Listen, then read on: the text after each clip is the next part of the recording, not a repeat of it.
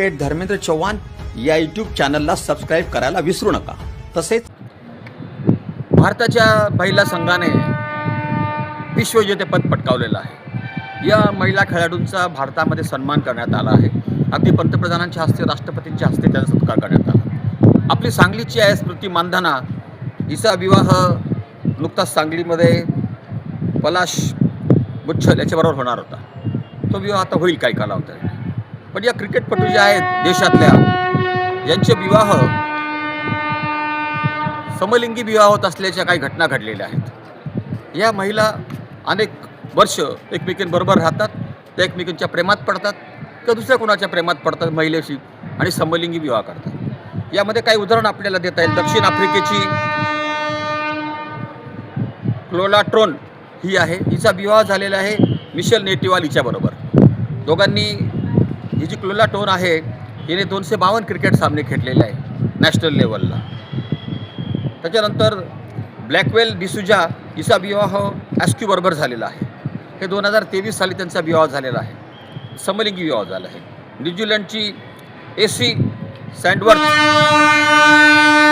हिचा विवाह ली लहुया याच्याबरोबर 2017 साली झालेला आहे। दोघंही बरोबर राहत आहे, दोघंही समलिंगी आहेत। दक्षिण आफ्रिकेची डॅनवर्क निकार्क ही खेळाडू आहे, हिचा विवाह मॅरिजर कप याच्याबरोबर 2018 साली झालेला आहे। दोघंही बरोबर राहत आहे। ऑस्ट्रेलियाची गोलंदाज आहे, जी गाजलेली गोलंदाज होती, जी जगप्रसिद्ध होती, तिचं नाव आहे मेगन शॉ।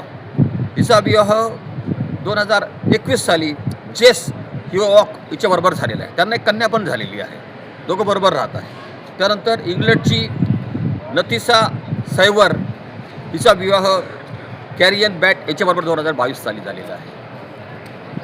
आपल्या देशामध्ये समलिंगी विवाहांना मान्यता देण्याची प्रक्रिया सुरू आहे, पण हे समलिंगी विवाह खालच्या जातीमध्ये होतात, तर कोणाला कळत नाही। त्यांच्याकरता एक वेगळा कायदा पण केला जातो आहे। अशा विवाहासंदर्भामध्ये समलिंगी जो भाग आहे ह्या महिलांमध्ये असू शकतो, पुरुषांमध्येही असू शकतो। पण मी आता जे उदाहरणं सांगितले ते गुगलवर अवेलेबल आहे। या महिला आहे आणि त्या क्रिकेटपटू आहे, त्यांच्यामध्ये अशा प्रकारे रिलेशन्स मेंटेन केले होतं। काय बऱ्याच वेळा दोन्ही पुरुष किंवा दोन्ही महिला एकत्रित राहिल्या। आपल्या शहरातसुद्धा असे काही उदाहरणं बघितलेले आहेत, तर दोन्ही महिला अनेक काळ एकत्र राहिल्यामुळे दोघांचं एकमेकांवर प्रेम झालेलं आहे आणि असे खटले पण न्यायालयात चालू आहे आपल्या नाशिकच्या न्यायालयामध्ये। हा खूप गंभीर प्रकारे असं मानता येणार नाही, कारण आता ही सर्वसाधारण बाब झालेली आहे। अशा प्रकारे समलिंगी विवाहाचं प्रमाण आता वाढलेलं आहे आणि याला कायद्यामध्ये पण मान्यता देण्यात येत आहे।